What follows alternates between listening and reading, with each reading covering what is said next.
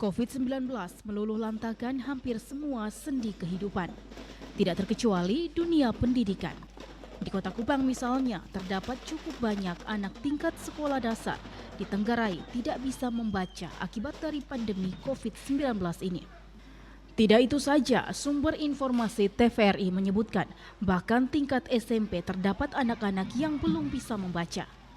Kondisi ini cukup menarik perhatian karena jika tidak segera ditangani akan menimbulkan dampak ikutan lainnya yang bisa merugikan banyak pihak, khususnya anak-anak tersebut. Bagaimana cara pemerintah mengatasi permasalahan ini? Strategi apa yang dilakukan serta keterlibatan pihak mana saja yang diperlukan untuk mengatasi kondisi ini? Ikutilah Katong Bo Omong edisi malam ini.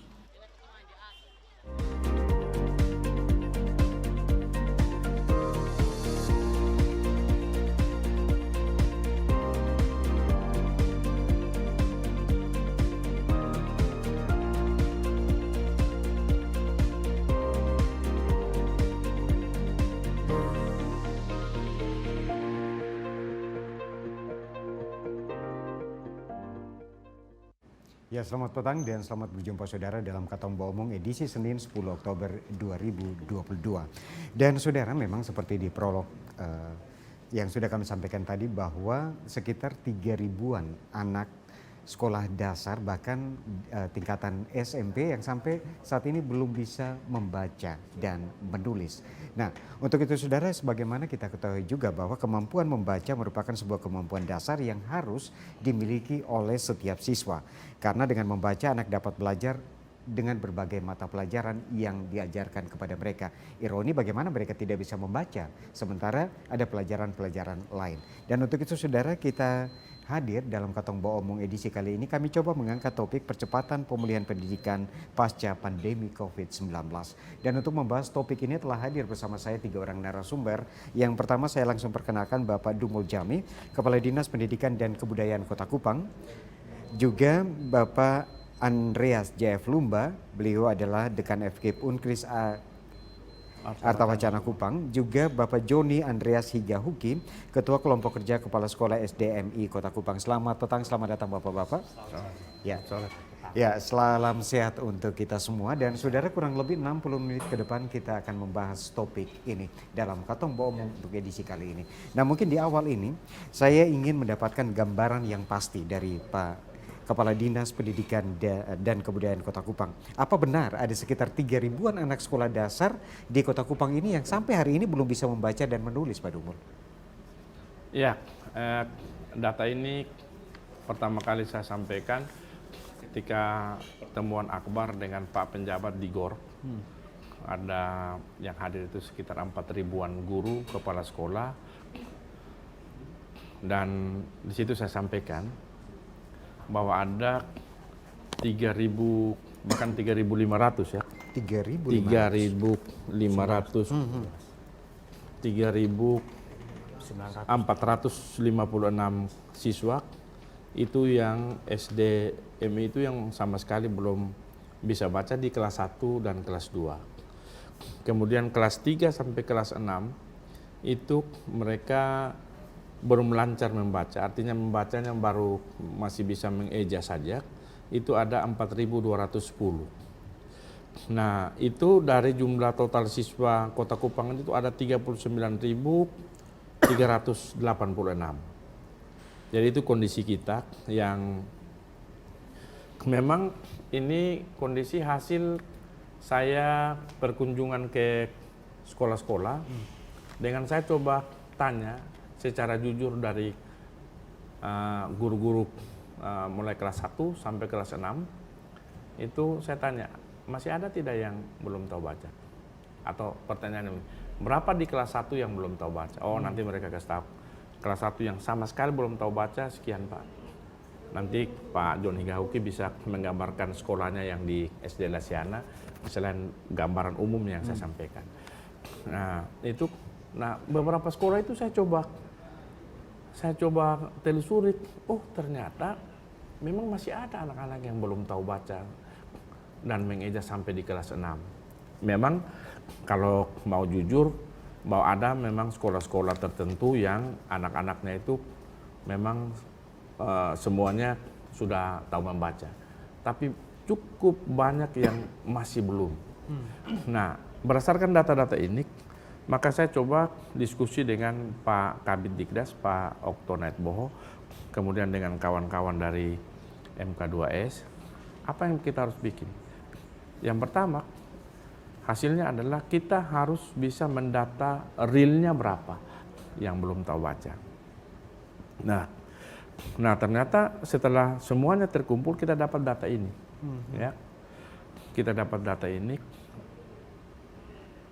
terus kita telusuri lagi, ini sebenarnya apa penyebabnya? Penyebab yang paling mendasar itu adalah ternyata masih cukup banyak anak-anak yang masuk di SD itu tanpa melalui PAUD. Ya. Yang anak-anak sudah melampaui PAUD itu artinya tamat di PAUD, itu relatif kecil yang punya persoalan untuk mengenal huruf, mengenal angka sampai dengan membaca. Itu agak situ. Nah, kemudian saya pikir memang perlu perhatian sama-sama, yang sama itu yaitu orang tua. Kita mengharapkan memang anak-anak sepulangnya sekolah itu selain cipika-cipiki itu penting. Yeah. Orang tua cium anaknya sudah sampai dari sekolah. Tapi paling kurang orang tua tanya tadi belajar apa. Terus ajak anak-anak sambil bermain, terus ada semacam tulisan-tulisan yang kita ajak dia baca sama-sama. Di situ kita bisa tahu anak ini sampai sejauh mana bisa membaca.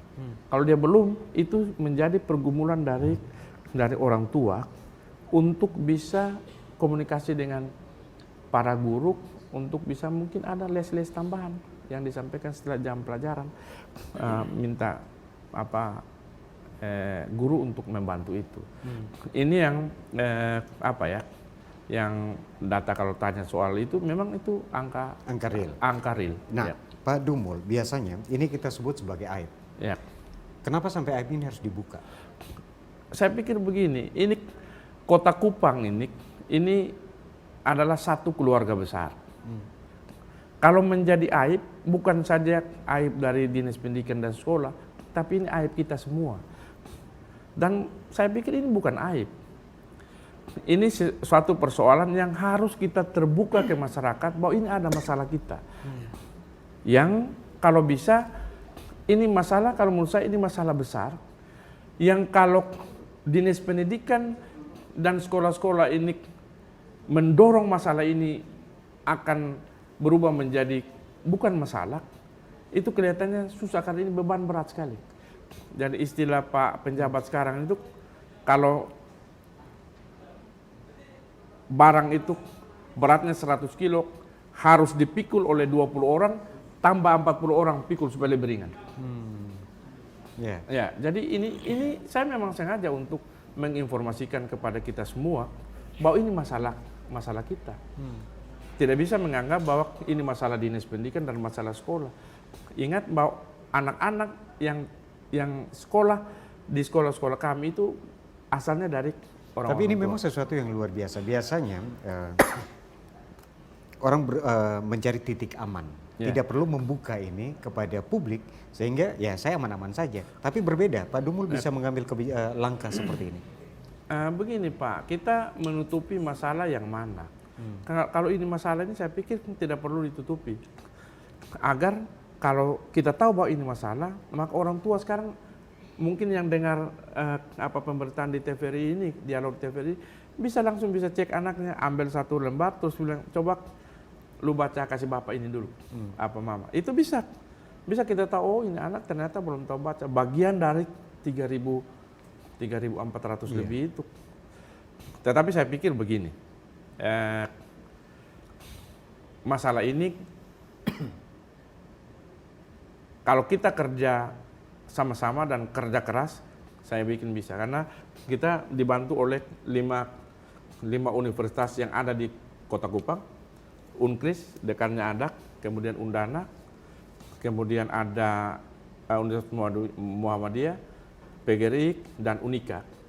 Itu ada 1.000 mahasiswa menjadi relawan. Kita sudah ini kumpul semua nama-namanya dan alamatnya, relawan untuk membantu orang tua dan dinas pendidikan untuk bisa memecahkan masalah ini. Bahkan plus-nya adalah ada kelompok yang namanya Lopo Pintar, Pak. Itu ada nanti di kelurahan-kelurahan, bisa di kantor kelurahan ataupun bisa di rumah-rumah penduduk atau di sekolah yang ada di situ dibuka untuk anak-anak yang misalnya yang belum lancar membaca itu bisa kita ajarkan untuk bisa semakin lancar membaca. Terus kemudian anak-anak yang suka IPA, anak-anak yang suka matematika, yang anak-anak yang suka bahasa Inggris ada di situ. Jadi semua tergabung di Ya, situ. sudah Oke, tergabung. saya ke Pak Joni. Tentu kita sudah dapat gambaran Iya. dari Pak Kadis kaitan dengan kondisi terkini bahwa ada sekitar 3.456 siswa Iya. ini yang belum bisa membaca dan menulis di tingkat kelas 1 dan kelas 2. Ada sekitar 4.210 dari kelas 3 sampai kelas 6 yang masih mengeja, belum lancar membaca. Nah, tentu ada strategi.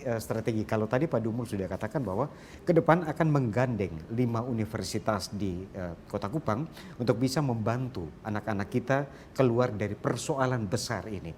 Nah, selaku Ketua Kelompok Kerja Kepala Sekolah SDMI Kota Kupang, langkah cepat apa yang harus dilakukan? Jadi langkah tepat yang selalu kami lakukan setiap harinya dalam rangka percepatan ini, yang pertama ada 3, Pak. Pertama, pembiasaan sebelum proses pembelajaran itu. Kemudian yang kedua, kita mengelompokkan anak berdasarkan kemampuan di dalam proses pembelajaran. Kemudian yang ketiga, di akhir proses pembelajaran kita menambahkan jumlah jam di luar jam pembelajaran normal untuk mendampingi anak-anak dalam rangka proses percepatan ini. Juga ada kegiatan lain, misalnya les tambahan. Itu juga dilakukan, tetapi sambil menunggu program kerja yang mau di launching ini, maka kami berproses di sekolah itu dalam 3 aspek itu. Jadi 3 aspek ini yang dianggap strategi yang tepat yang dimainkan oleh sekolah. Betul. Dari pembiasaan, pengelompokan anak berdasarkan kemampuan, juga jumlah jam pelajaran ditambah. Betul. Ditambah lagi dengan les tambahan. Betul. Nah, tapi saya kembali ke Pak Dumul dulu. Pak Dumul, ini untuk 3.456 siswa ini didominasi oleh siswa-siswa yang sekolahnya di sekolah negeri atau sekolah swasta? Berimbang, Pak. Berimbang. Karena ada sekolah-sekolah negeri juga yang siswanya itu memang sudah tahu baca semua kelas 1, kelas 2. Begitu juga swasta. Jadi ada di sekolah, kasusnya itu ada di sekolah swasta, ada di sekolah negeri maupun di sekolah Inggris. Oke. Ya. Jadi sekolah swasta, sekolah negeri ini berimbang. Ya, betul. Hampir seluruhnya ada Ada. anak-anak yang Ya. belum bisa membaca menulis. Nah, Pak Joni selaku dekan FKIP Unkris, ini Pak Dumul katakan bahwa ini menjadi tanggung jawab kita bersama. Kita tidak sebut sebagai aib, tapi ini kita harus membuka diri untuk paling kurang kita mengoreksi, dan kita juga paling kurang ada langkah-langkah ke depan yang jauh lebih baik. Nah, Pak Joni tadi sudah katakan ada 3 hal yang harus diperhatikan, itu pembiasaan, mengelompokkan anak, terus jumlah jam pelajaran ditambah. Kalau dari Bapak, kita sebut sebagai pemerhati pendidikan, apa yang harus dilakukan lagi, Pak? Jadi melihat kondisi ini, yang harus kita lakukan dalam rangka percepatan ini, hal yang pertama saya setuju dengan apa yang dikatakan, ya, artinya pembiasaan yang kita lakukan. Nah, kondisi kemarin ya yang kita rasakan, mereka tidak belajar membaca, mereka tidak belajar menulis, tapi mereka belajar mendengar. Hanya mendengar saja, melihat dan mendengar. Kalau melihat dan mendengar ini kan kita mudah lupa. Oleh karena itu yang harus kita lakukan adalah belajar sambil bermain dan bermain sambil belajar sesuai dengan karakter anak. Nah, ini yang harus kita lakukan sesuai dengan mereka punya potensi masing-masing. Yeah. Karena dalam kondisi ini anak-anak datang dengan potensi yang berbeda-beda dan pendekatan juga yang harus kita lakukan berbeda-beda. Tidak bisa kita lakukan pendekatan yang sama untuk karakter yang berbeda-beda. Oleh karena itu pengelompokan yang tadi dilakukan itu setuju. Saya sangat setuju. Kita harus segera mengelompokkan yang tadi ada 3.456 itu kita harus kelompokkan mereka. Kelompok yang tidak bisa membaca yang mana, yang tidak bisa menulis yang mana. Lalu kita mulai melakukan sebuah konsep yang baik, format yang baik berkaitan dengan bagaimana penerapan yang harus kita lakukan. Apa yang dilakukan oleh Bapak Kadis bagi kami ini sebuah terobosan yang luar biasa. Dan saat ini kami di lembaga perguruan tinggi itu sudah menerapkan yang namanya kurikulum Merdeka Belajar dan Kampus Merdeka. Nah, konsep inilah yang akan membuat para mahasiswa mereka tidak lagi berlama-lama di kampus, tetapi mereka harus lebih banyak keluar untuk menerapkan ilmu yang mereka sudah dapat. Jadi apa yang dilakukan oleh Dinas Pendidikan Kota Kupang, saya pikir ini terobosan yang mungkin baru pertama kali. Ya, mereka ingin untuk percepatan pemulihan pendidikan di Kota Kupang ini segera kita benahi. Dan kami siap untuk mendukung itu. Jadi ini kalau dilakukan maka harus ada kegiatan yang kita sebut dengan ekstrakurikuler. Jadi ekstrakurikuler tidak selamanya itu berkaitan dengan gerak. Tetapi bagaimana kita mendesain sebuah konsep untuk kita menyelamatkan mereka yang tidak mampu membaca, tidak mampu menulis. Nah ini ada strategi yang harus kita buat. Ya, jadi kami di lembaga perguruan tinggi kami sudah siap. Tinggal untuk actionnya nanti kami didampingi oleh para dosen-dosen yang punya kualitas dan juga mahasiswa yang kami kelola itu mahasiswa yang punya prestasi yang bagus. Sehingga kualitas yang tidak bisa membaca, kualitas yang tidak bisa menulis itu akan mudah dilakukan dengan metode-metode pendekatan-pendekatan praktis. Sehingga mereka akan cepat untuk menguasai. Oke, dan itu memang jadi paling kurang kita sudah mendengar bahwa dari salah satu universitas dari 5 ini sudah siap. Ya. Tapi saya yakin 4 itu juga siap. Ya. Nah, saya kembali ke Pak Joni. Kalau tadi Pak Dumul juga katakan bahwa ada 3.456. Nah, dari 3.546 kebetulan 456 ini. Kebetulan Pak Joni selain sebagai ketua kelompok kerja kepala sekolah SDMI juga kepala sekolah di SD Impres Lasiana. Bagaimana kondisi terakhir di SD Impres Lasiana kaitan dengan anak-anak yang belum bisa membaca dan menulis? Jadi kondisi terakhir di SD Impres Lasiana tidak berbeda jauh dengan kondisi sekolah pada umumnya yang ada di Kota Kupang. Bahwa jumlah siswa yang tidak tahu membaca, menulis dan berhitung, kalau misalnya di satu kelas itu ada 20 atau 28 orang maksimalnya, itu sekitar 10 sampai 15 orang ada yang belum tahu membaca, menulis dan berhitung. Tetapi kemudian sekali lagi sebagaimana yang saya katakan dari awal tadi, sejak awal mereka diizinkan untuk masuk tatap muka 100%, sejak saat itu juga kita mulai bergerak.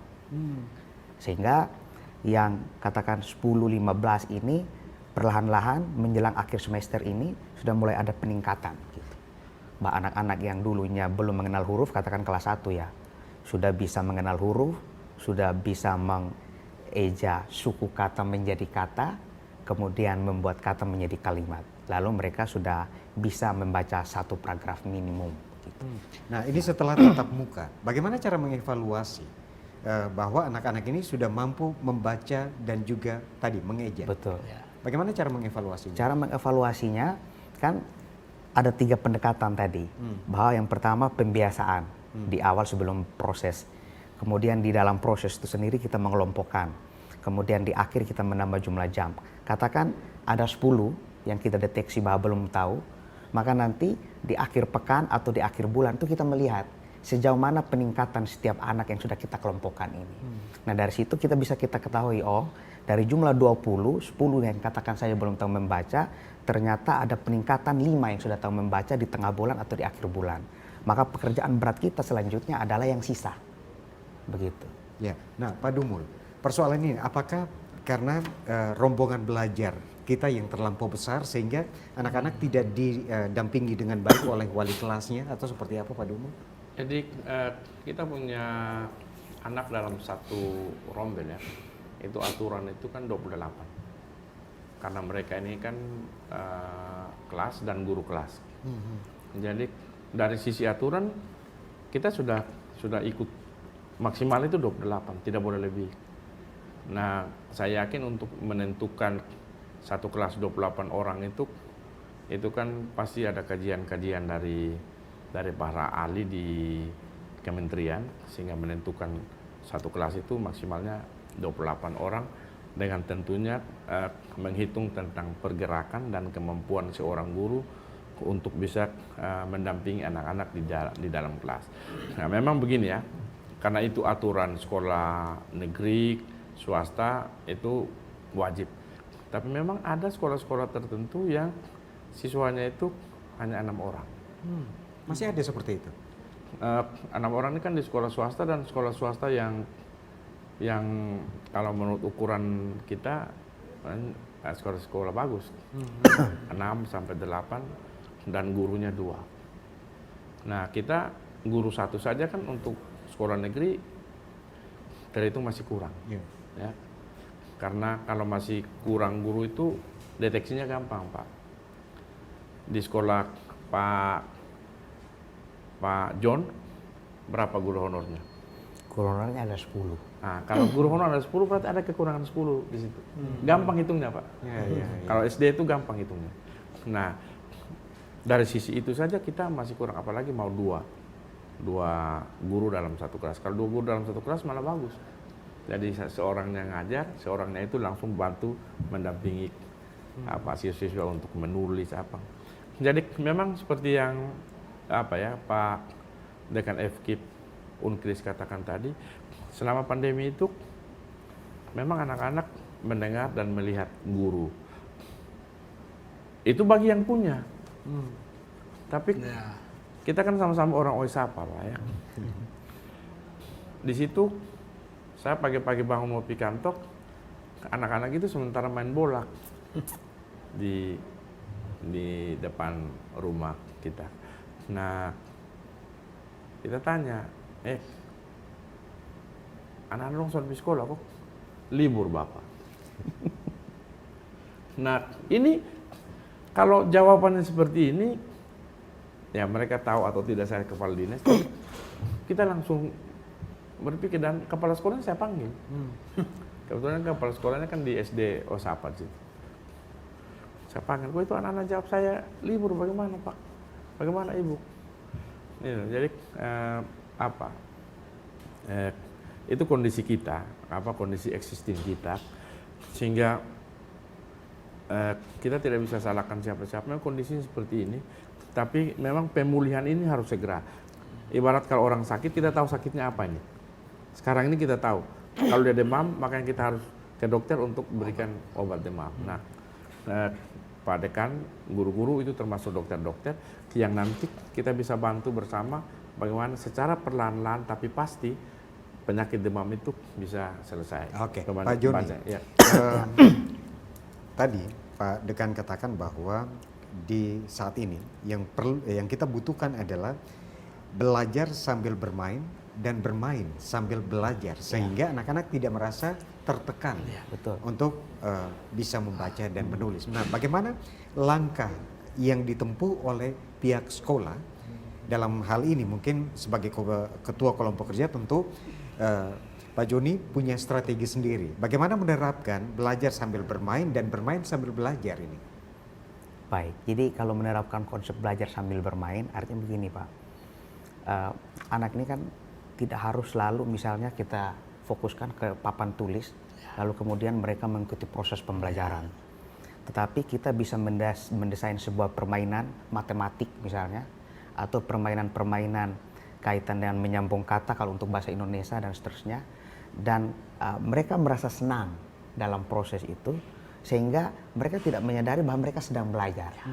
Nah, nanti di akhir itu baru kemudian kita mengukur ketercapaian tujuan yang ingin kita capai itu. Contoh misalnya menyambung kata, mereka sambil bermain menyambung kata.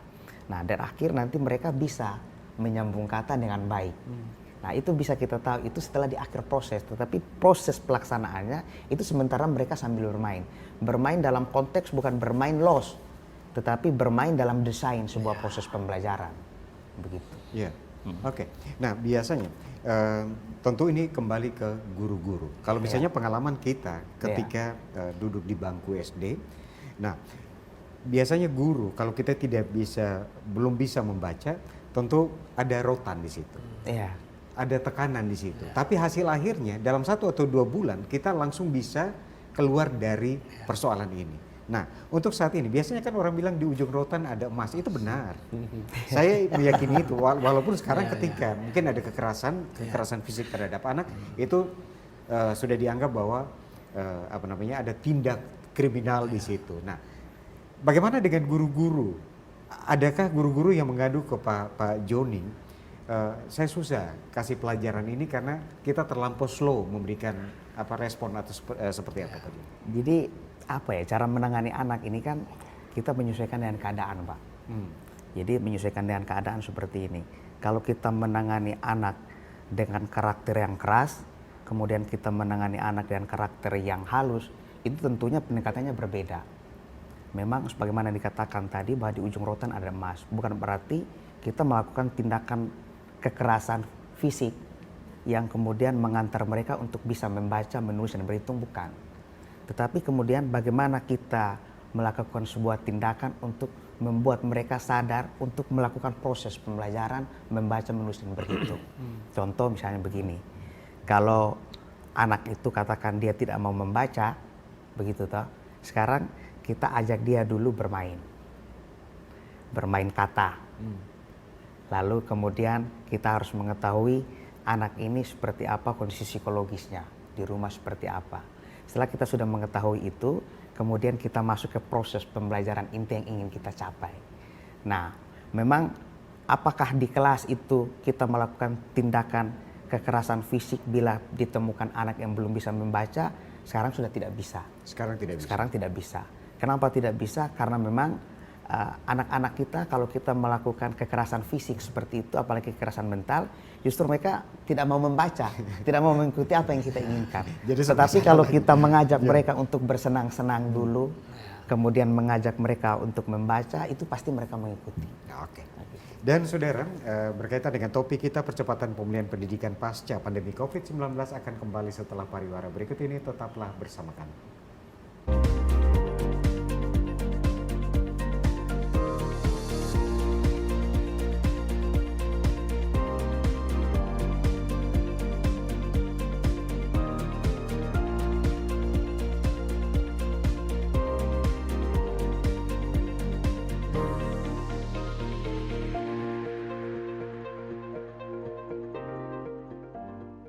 Halo Sobat Digital, di daerahmu sudah ada sinyal TV digital belum? Ini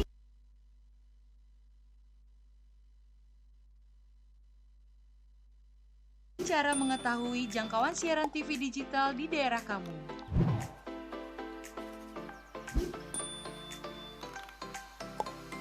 Pertama, download aplikasi Sinyal TV Digital di Play Store jika kamu menggunakan HP Android dan App Store untuk aplikasi iOS. Kedua, pilih aplikasi Play Store atau App Store di smartphone kamu.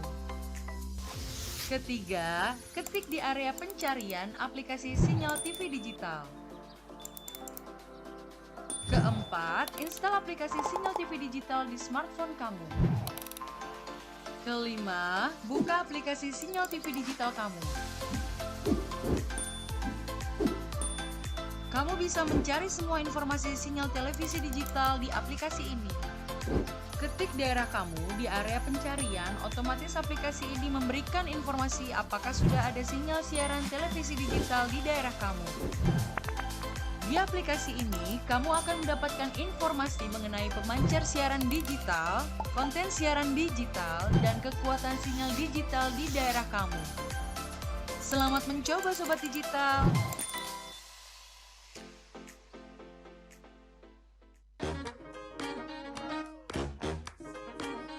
Halo, aku Modi, Sobat Digitalmu.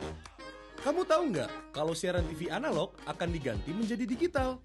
Untuk beralih ke siaran TV digital, kamu hanya perlu menginstal set-top box tanpa membayar iuran bulanan. Siaran TV digital membuat gambar televisimu lebih bersih, lebih jernih, dan lebih canggih teknologinya. Ayo, segera bermigrasi ke siaran TV digital. Bersih gambarnya, jernih suaranya, canggih teknologinya.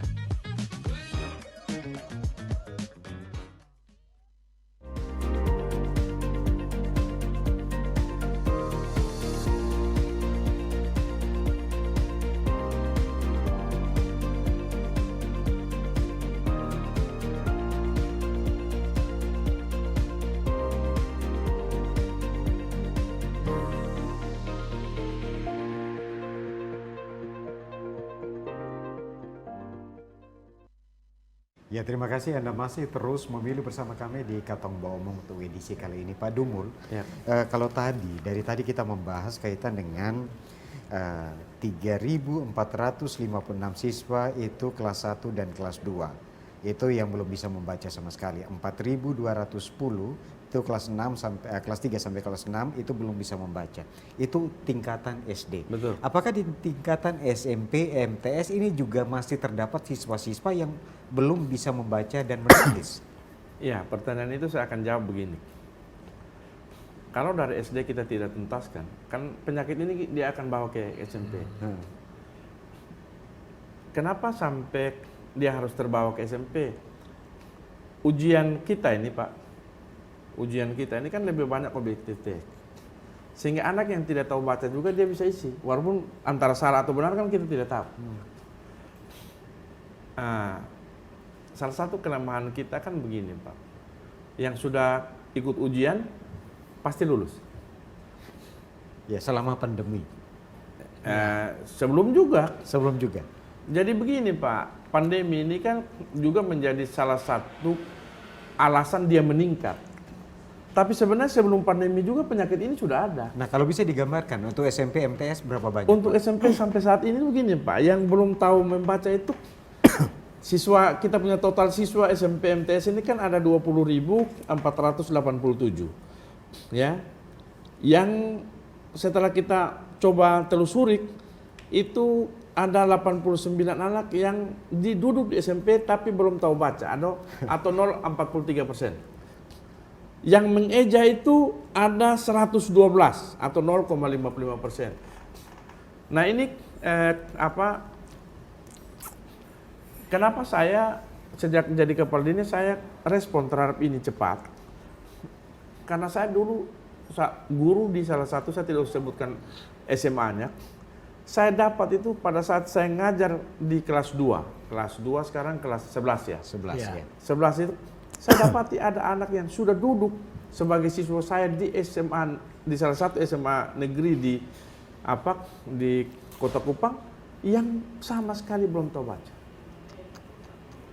Saya berpikir, ternyata ini kan dari SMP lulus walaupun tidak tahu baca, SD. Sampai di SMP juga begitu. Tidak tahu. Sampai di SMA lulus juga dia belum tahu baca, Pak. Karena tidak mungkin kita di SMA kita punya program untuk mengajar siswa membaca. Karena itu kan program sudah beda.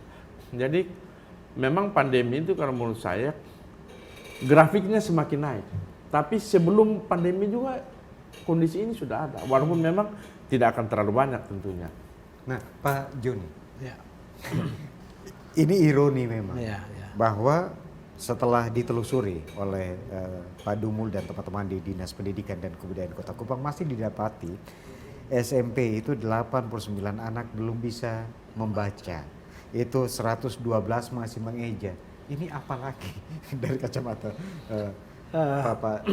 Apa yang salah di sini? Kalau bisa misalnya tadi Pak Dumul katakan bahwa ketika misalnya kita juga sebagai orang tua, misalnya anak kita di bangku kelas 6 misalnya, kita lebih genjot untuk kalau bisa dia lulus. Tapi kenyataan bahwa tidak bisa membaca bahkan mengeja ini bisa lulus. Siapa yang salah di sini? Jadi kalau berbicara tentang siapa yang salah dan siapa yang benar, saya pikir kita semua bertanggung jawab terhadap pendidikan. Karena pendidikan itu usaha sadar, bukan hanya sekolah, tapi keluarga, orang tua, ya, sekolah dan juga dinas pendidikan dan kita semua. Nah, untuk itu ini bagi kami ini tongkat estafet yang sudah salah kita bangun sejak usia dini. Ya, yang tadi Pak Dumul sampaikan bahwa basicnya tidak terlalu bagus sehingga dia berdampak sampai di atas. Nah, Ditambah lagi dengan kemarin kondisi pandemi itu kan mau bisa dan tidak bisa tetap karena kondisi. Nah, kalau bagi saya sekarang kita mencari alternatif, kelebihan dia apa? Itu yang paling utama, ya. Kelebihan dia apa? Ini yang kita pakai, kita gunakan untuk mendorong kelebihan itu menjadi sebuah bekal bagi dia untuk menunjang masa depan. Karena banyak orang yang tidak bisa membaca tapi dia memiliki kelebihan yang lain. Betul. Nah itu harus kita dorong. Kita harus dorong. Jadi saya mau katakan begini. Ada yang tidak bisa matematika. Tetapi dia unggul di bidang lain. Oleh karena itu kita tidak perlu memaksakan dia. Harus dia bisa matematika. Tetapi di bidang lain itu dia bisa menunjang. Dia punya masa depan. Oleh karena itu kalau sudah SMP dan SMA, saya pikir sekarang kita mencari alternatif saja. Kita lihat kelebihannya apa, ya, potensi dia apa, atau dia punya potensi diri apa yang bisa kita kembangkan. Itu yang kita dorong. Kalau kita memaksa dalam kondisi ini, berarti yang tadi dikatakan Pak John, kita menghancurkan mentalnya dan dia akan merasa minder dan bisa-bisa dia tidak mau lagi melanjutkan studi dengan kondisi yang ada. Oleh karena itu, saran saya kita tetap mendorong, tetapi kita cari sisi lain dari potensi yang dia miliki. Kalau itu bisa kita lakukan, kita akan menyelamatkan dia dan dia bisa selesai.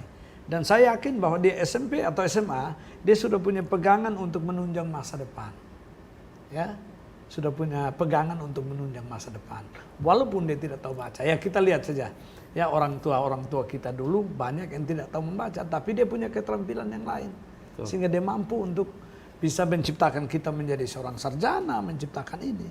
Jadi untuk itu, untuk SD, kita tetap untuk membenahi dengan konsep yang ada. Tetapi basicnya saya setuju dari Pak Kadis tadi, PAUD, TK kita tekankan di situ. Oke, kaitan dengan PAUD Ya. dan TK. Artinya bahwa mungkin saya juga sempat membaca pernyataan dari Pak Dumul bahwa ke depan pemerintah kota mungkin akan menerapkan anak-anak yang masuk kelas 1 harus melalui PAUD. Kenapa langkah itu harus diambil? Iya, bergerak dari persoalan yang kita alami ini. Ya, terus kita coba telusuri, misalnya dari 3.000 lebih ini, berapa yang alumni PAUD. Ternyata yang alumni PAUD termasuk dalam 3.000 itu hanya sedikit 5-7% saja. Yang lain itu yang tidak pernah kenal sekolah awalnya.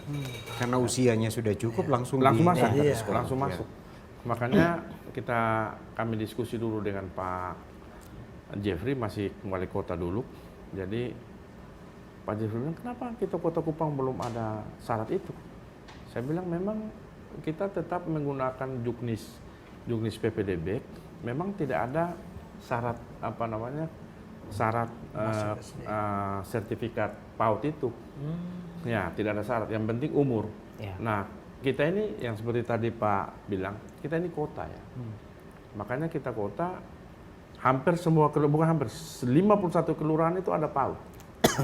Ada PAUD. Nah, kenapa orang tua tidak manfaatkan itu? Ada yang berbayar, ada yang tidak berbayar. Memang ada yang mahal sekali, tapi kalau yang mahal sekali kita tidak usah ke sana. Prinsipnya paling kurang dengan begitu satu, anak-anak itu bisa mensosialisasi diri, bisa kenal dengan kawan yang lain. Kemudian sambil mereka kenal seperti Pak Dekan bilang, mereka bisa bermain dengan guru, bermain dengan sesama kawan, terus sambil belajar. Oh ini, kalau ini ada berapa orang misalnya? Oh 1, 2, 4. Oh sebelum 4 3. Oh iya. Nah itu sambil gitu-gitu mereka bisa. Saya yakin itu mereka bisa, sehingga dari 3.000 lebih itu mungkin sekitar 200-300 yang alumni PAUD yang mungkin mereka tidak terlalu serius pada saat PAUD itu saja.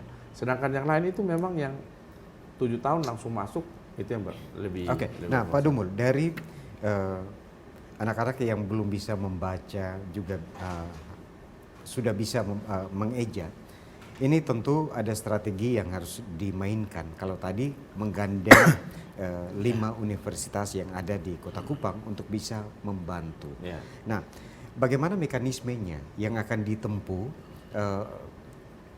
5 universitas ini, khususnya mungkin yang ada di ilmu pendidikan dari masing-masing universitas. Apa yang harus dipersiapkan oleh teman-teman di universitas untuk bisa membantu pemerintah kota? Iya, jadi yang pertama itu siap mahasiswanya ya. Biasanya itu semester 7 ke atas ya. Ya. Sebelum turun ke lapangan nanti pasti akan kita rembuk bersama dengan bapak-bapak dosen, bapak-bapak dekan, apa yang kita harus buat ya. Kawan-kawan turun, kita bisa buat jadwalnya, dan kawan-kawan di universitas itu kita minta nama, alamat. Nah, nama alamat ini sangat penting untuk kami dinas menentukan dia harus di kelurahan mana. Paling kurang kelurahan terdekat. Kalau misalnya ada di dia tinggal di Merdeka, misalnya begitu, di kelurahan Merdeka, ternyata kelurahan Merdeka itu banyak sekali kan, kos-kosan banyak di situ. Nah di Oeba misalnya tidak ada mahasiswa, kita bisa ada yang dari tinggal di Oeba, kita tempatkan dia untuk membantu anak-anak ini di Oeba atau di kelurahan yang terdekat gitu. Nah kemudian dari kami sendiri minta dengan lurah untuk menentukan titik kumpul anak-anak itu. Dan misalnya di kelurahan Merdeka katakan saja begitu, titik kumpulnya misalnya ada 4. Bisa di SMP 2, kita minta buka 1-2 ruangan di sana untuk malam. Kemudian atau di titik terdekat. Maksud kami begini, anak-anak itu tidak perlu lagi buang uang bemo atau uang ojek untuk ke tempat. Jadi di mana terdekat, alamatnya terdekat, kita buka titik di situ. Kemudian kita sudah mendata anak-anak ini juga sudah RT, RW kelurahannya itu sudah ada di kita. Sehingga nanti kita bisa lihat ternyata di Kelurahan Merdeka itu ada di RT 1 itu yang paling banyak anak-anak yang belum tahu baca atau mengeja. Itu kita tempatkan di satu rumah. Kita minta lurah nanti minta di rumah yang memungkinkan misalnya ada 10-20 orang di situ. Kita tempatkan kawan-kawan dari universitas ini. Tapi sebelum kawan-kawan ini juga, memang sekolah-sekolah itu kami sudah wajibkan, bahkan jadwal-jadwalnya itu kami minta untuk dikirim. Misalnya Pak John Higauki punya ada sekitar 200 orang misalnya saja. Kita minta jadwal itu setelah jam pelajaran itu jam berapa mereka mulai. Nah itu saya dengan kawan-kawan itu harus pergi ke sana lihat apa yang mereka lakukan, terus kita evaluasi dari 200 itu perjalanan dalam 1 minggu kita bisa dapat berapa yang sudah bisa membaca. Misalnya ada sekitar 20-30 orang, berarti sisanya itu yang kita tempur lagi. Nah itu yang kita lakukan sekarang dalam rangka percepatan anak-anak. Nah terhadap adik-adik atau anak-anak kita dari 5 universitas yang akan digandeng ini, adakah mungkin biaya, ada insentif sedikit untuk mereka? Karena ini misalnya ini kan mencari kelurahan terdekat dari tempat tinggal mereka. Tentu mereka juga harus mengeluarkan biaya untuk sampai ke tempat tujuan untuk paling kurang menolong anak-anak kita. Nah, adakah insentif yang diberikan oleh pemerintah kota? Iya, Pak Dekan ada di sini. Kami setiap kali omong itu mau minta tolong, kita menyampaikan memang. Pak Dekan, mohon maaf ini kita mau omong begini, tapi kita omong pahit memang. Bahwa kita tidak punya anggaran untuk itu. Kira-kira bisa bantu tidak? Oh bisa. Nanti kawan-kawan mahasiswa itu oleh dekan fakultas ya itu akan memberikan semacam beban SKS di mereka. Jadi seperti mereka kuliah tapi kuliah di luar kampus. Apakah 4 atau 6 SKS? Oke. Nah, Pak Joni, ini semakin menarik karena ini seperti adik-adik kita atau anak-anak kita sementara kuliah sambil juga ini langsung menerapkan ilmu mereka kepada adik-adiknya. Ini strategi apa lagi yang harus dimainkan nih? Jadi inilah yang kami tempuh dalam rangka untuk menjawab kurikulum Merdeka Belajar dan Kampus Merdeka, di mana mahasiswa itu semester 5 ke atas itu mereka harus program 20 SKS mereka harus keluar. Nah, salah satu tadi yang disampaikan oleh Bapak Kadis, itu kami mendukung. Nah, mahasiswa ini kami sudah menyampaikan kepada mereka bahwa ingat, untuk tahap sekarang, ijazah itu hanya salah satu syarat. Ada yang disebut dengan surat keterangan pendamping ijazah. Yang tadi Pak Kadis sampaikan, itu akan kami berikan bekerja sama dengan dinas. Jadi ketika dia mau melamar kerja, itu ijazah didukung dengan surat keterangan pendamping ijazah itu. Oh, dia pernah melakukan kursus di sini, sekian jam, sekian bulan, sekian hari. Nah, ini akan menambah dia punya angka kredit sebagai seorang mahasiswa. Jadi dia tidak perlu lagi melakukan magang di sekolah-sekolah yang ditunjuk, tapi ini sudah langsung Ya, itu sudah punya ada. tanggung jawab Ya. langsung terhadap anak-anak. Ya. Nah, kita kan punya program kayak PPL, kayak KBPM. Ketika dia sudah turun begini kan nanti angka kreditnya SKS-nya bisa masuk ke mata kuliah yang diprogramkan itu. Jadi tidak ada masalah. Yang penting kerjasama kita ini kan jelas, ada MOU-nya, ya. Kita harus buat apa, mahasiswa harus buat apa, dinas buat apa, dan kampus buat apa. Nah, ini yang kita lakukan sehingga hal ini akan menambah pengalaman mereka sebagai mahasiswa. Jadi sementara mereka kuliah, mereka sudah mampu untuk menerapkan ilmu yang mereka Oke, dapat Pak di Joni, kampus. ada kebijakan yang akan ditempuh oleh pemerintah kota kaitan dengan untuk sekolah dasar kelas 1, dia masuk kelas 1 harus melalui PAUD. Ya. Apakah Anda setuju dengan hal ini? Karena Anda langsung bersentuhan dengan orang tua siswa dan siswa sendiri. Kalau ditanya setuju, tentunya bahwa setiap kali penerimaan mahasiswa baru itu kita mempelajari juknis. Bahwa saya percaya betul bahwa dinas pendidikan kemudian membuat kebijakan ini tentunya nanti akan ditindaklanjuti dalam juknis. Sehingga panduan-panduan yang tertera dalam juknis akan menjadi panduan kita dalam menerima Nah, mahasiswa. ketika ada komplain dari orang tua, misalnya karena taruhlah orang tua yang ketiadaan dana untuk memasukkan anak mereka ke PAUD, sementara tuntutannya harus lewat PAUD nih. Ya. Ketika ada komplain di sekolah, apa yang Anda harus lakukan untuk menjawab komplain itu? Bahwa kalau komplain banyak ya, setiap kali kita menerima siswa baru selalu saja ada pertanyaan, sebenarnya bukan komplain, tapi pertanyaan bahwa begini, ada anak yang bisa masuk di umur 6 tahun, ada di 5 tahun 7 bulan, dan umur prioritasnya 7 tahun. Anak kalau sudah umur 7 tahun itu usia wajib sekolah. Kalau umur 6 tahun 00 atau 5 tahun 7 bulan boleh diterima dengan pengecualian bahwa bila dia memiliki kelebihan. Kelebihan itu harus dibuktikan dengan satu rekomendasi psikiater. Dan atau kalau misalnya tidak ada rekomendasi psikiater, maka harus ada rekomendasi dewan guru. Nah, itu yang kemudian membuat dia bisa melanjutkan di tingkatan SD karena dia memiliki kemampuan lebih, begitu. Nah, pertanyaan-pertanyaan itu selalu saja muncul setiap kali kita melakukan penerimaan siswa baru, begitu. Ya, nah terhadap persoalan kita, ada masih begitu banyak anak-anak kita yang belum bisa membaca, Ya. juga di tingkatan kelas 3 sampai kelas 6 hanya bisa mengeja. Langkah cepat apa yang Anda harus lakukan untuk kalau bisa mungkin contohnya dari SD Lasiana dulu. Ya, kalau ditanya langkah cepat ini saya pikir pertanyaan sama kayak tadi. Ya, dari di awal tadi tiga langkah cepat tadi Ya. yang akan dilakukan terhadap guru sendiri. Tentu guru sebagai ujung tombak Ya. dari keberhasilan satu pendidikan. Nah, untuk guru kelas 1, kelas 2, langkah apa yang Anda harus berikan support ke mereka? Kalau bisa ya kita 1 atau 2 bulan ini anak kita harus bisa membaca. Ya, kalau guru kelas 1, kelas 2, kelas 3, karena memang usia anak kelas 1, 2, 3, khusus SD, memang mereka itu difokuskan untuk baca, tulis, dan hitung.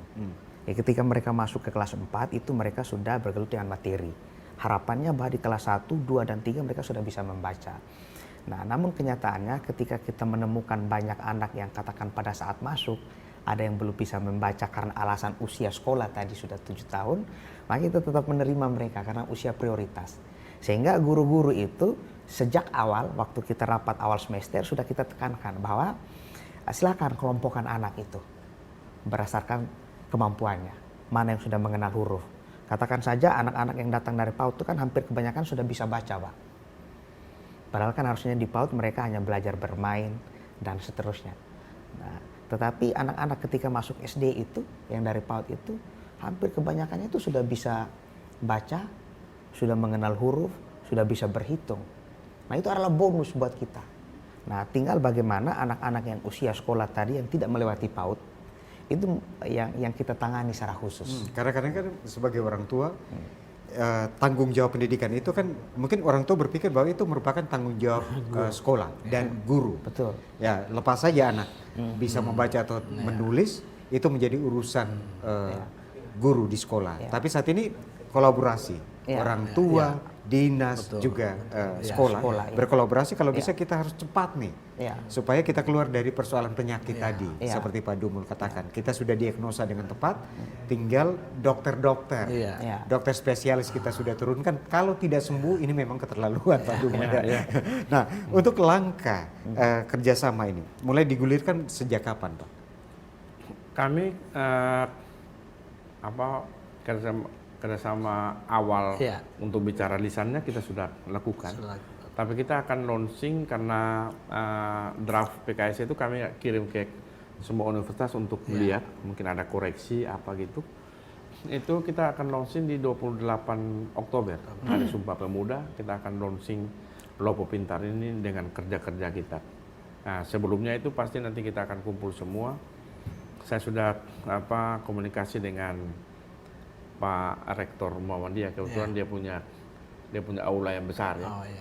Dia punya aula seperti Pak Dekan punya lapangan basket ya, itu bisa tampung sekitar 1.500 orang karena kita punya mahasiswa yang akan menjadi relawan kita itu 1.150 orang.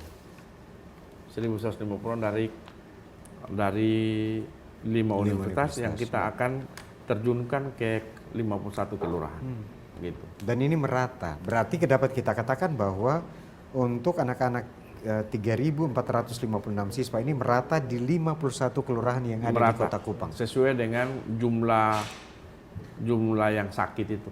Jadi semakin banyak yang sakit, semakin banyak kita turunkan dokter di sana. Kawan-kawan mahasiswa akan turun di sana. Bisa nanti kawan-kawan guru juga bisa bantu mereka. Mereka artinya pendampingan. Teman-teman guru bisa mendampingi adik-adik mahasiswa yang ada di. Nah seperti Pak Dumul katakan, teman-teman guru juga harus paling kurang ikut bertanggung jawab, juga mendampingi teman-teman kita dari universitas, karena Pak Dumul katakan bahwa dari semester 7 sampai dengan semester dari 5 sampai dengan 7. Nah, anak-anak kita juga masih mencari pola bagaimana belajar. Nah, Pak Joni, kalau misalnya ini diterapkan atau PKS ini akan di-launching pada tanggal 28, keterlibatan guru apakah penting juga untuk sama-sama dengan teman-teman mahasiswa dari 5 universitas ini? Jadi yang pertama Pak, kalau ketika ini di-launching kami menyambut baik ini, program yang sangat baik. Karena ini ide luar biasa dari Bapak Kadis. Kemudian yang kedua, kalau apakah keterlibatan guru itu penting? Saya percaya bahwa keterlibatan guru itu penting karena guru ini kan pawang. Jadi ketika pawang itu ada bersama dengan para relawan, maka kemudian proses itu akan berjalan dengan baik. Nah, oleh karena itu tentunya kerjasama antara guru dan relawan juga akan menimbulkan kesamaan persepsi tentang penanganan anak yang bermasalah itu. Jadi contoh, misalnya kita sudah terjunkan relawan 10 ke Kelurahan A. Ternyata tidak ada guru yang dampingi, gitu. Nah, padahal harapannya bahwa relawan ini akan menyelesaikan penyakitnya sesuai dengan penyakit yang diderita. Tetapi kalau relawan itu datang, kemudian tidak tahu benar penyakitnya apa, maka kemudian kan perlu didampingi oleh para guru. Nah, misalnya saja kan proses pembelajaran akan dilakukan setelah jam sekolah, karena saya yakin bahwa tidak mungkin di jam sekolah kita kumpulkan anak-anak kita dengan relawan. Setelah jam sekolah tentu teman-teman guru akan merasa berat nih, karena saya sudah sampai jam 1 atau jam 2 di sore hari jam 5 saya harus kembali lagi mendampingi. Nah, bagaimana trik agar teman-teman guru harus juga mau turun? Nah, itu pertanyaan yang menarik Pak, karena di luar jam sekolah. Nah, kalau di luar jam sekolah bisa nanti kita diskusikan dengan para kepala sekolah, kita sampaikan bahwa apakah ini bisa kita masukkan dalam sebuah program yang namanya ekstra. Gitu. Kalau bisa kita diskusikan dan itu bisa dimasukkan dalam kegiatan ekstra, maka itu bisa kita libatkan mereka. Begitu. Oke. Nah, Pak Joni, apakah dari Unkris sekali lagi saya ingin menandaskan 28 Oktober akan di launching bertepatan dengan Hari Sumpah Pemuda. Teman-teman di Unkris siap untuk mendukung program pemerintah Kota Kupang Lopo Pintar ini? Justru kami yang pertama. Ya, kami yang pertama yang berapa meminta. banyak relawan yang akan disiapkan? Kami di Unkris itu relawan yang kami siapkan itu untuk sementara itu ada 100 yang kami siapkan dari 3 program studi. Ya, dari 3 program studi, itu dari program studi pendidikan bahasa Inggris, program studi pendidikan jasmani dan kesehatan rekreasi serta pendidikan biologi. Itu yang kami siapkan untuk membantu dalam rangka percepatan pemulihan pendidikan pasca pandemi. Oke. Nah, kita sudah tidak punya waktu banyak untuk bagaimana percepatan pemulihan pendidikan pasca pandemi COVID-19 sesuai dengan topik kita. Kita sudah berbicara ada strategi yang akan dimainkan oleh pemerintah Kota Kupang untuk kita cepat keluar dari persoalan ini. Sebagai closing statement, Pak Dumul, apa yang ingin disampaikan kepada masyarakat Kota Kupang, kepada orang tua siswa, kepada siswa-siswa kita, kalau bisa juga dengan semangat. Karena misalnya kita sudah punya upaya tapi siswa sendiri tidak mau keluar dari persoalan ini juga menjadi masalah. Apa yang ingin disampaikan? Siswa itu kan tergantung orang tua. Nah, oleh karena itu yang perlu saya bilang adalah orang tua jangan pernah malu kalau tahu anaknya di usia misalnya kelas 4 atau kelas 5 ternyata anak itu belum tahu baca. Jangan malu. Bahkan orang tua harus bisa mendorong anak itu dengan cara bersama-sama dengan dia belajar. Kemudian yang kedua, semua kepala sekolah ini dengan guru-guru saya bilang, kalau ada anak-anak yang belum tahu baca, maka panggil orang tuanya, informasikan. Kita hanya minta waktu saja. Waktu untuk anak-anak ini bisa ada les tambahan setelah jam pelajaran. Kemudian kita minta waktu anak-anak ini dengan orang tua untuk bisa bersama-sama dengan kita di Lopo Pintar. Tapi mungkin saya minta tolong kepada semua masyarakat yang nonton TVRI hari ini. Kita harus bisa membantu anak-anak ini, bukan malah dibully. Saya takutkan anak-anak yang ke Lopo Pintar itu akan dibully. Ini pasti tidak tahu baca, akan dipilih Lopo Pintar. Nah, besok kita jangan harapkan lagi, Pak. Kita punya pemikiran yang sangat bagus untuk anak-anak ini. Anak ini ternyata seperti Pak bilang tadi, dia tidak mau pergi karena setiap kali pergi kawan-kawan yang tetangga itu bilang, ini anak-anak Lopo Pintar ini pasti pergi karena lu tidak tahu baca. Oke. Tentu saya setuju dengan itu bahwa anak-anak kita jangan dibully. Kita harus sama-sama membantu. Kita sama-sama bekerja sama. Relawan akan siap, juga teman-teman guru siap untuk kita paling kurang mengejar ketertinggalan kita. Karena sekali lagi kita terpuruk selama 2 tahun karena COVID-19. Kita harus mempercepat untuk pemulihan pendidikan pasca pandemi COVID-19 di tahun 2022 dan seterusnya. Saudara, demikian perbincangan kami dalam dialog Katong Baomong pada kesempatan malam ini. Saya ucapkan terima kasih sekali lagi untuk Bapak Dumul Jamik, Kadis Pendidikan dan Kebudayaan Kota Kupang, Bapak Andreas JF Lumba, Dekan FK Unkris Arta Wacana, juga Bapak Joni Anderias Higahuki, Ketua Kelompok Kerja Kepala Sekolah SDMI Kota Kupang. Dan saudara, tentunya atas nama kerabat yang bertugas kami ucapkan terima kasih atas perhatian Anda. Selamat malam dan sampai jumpa.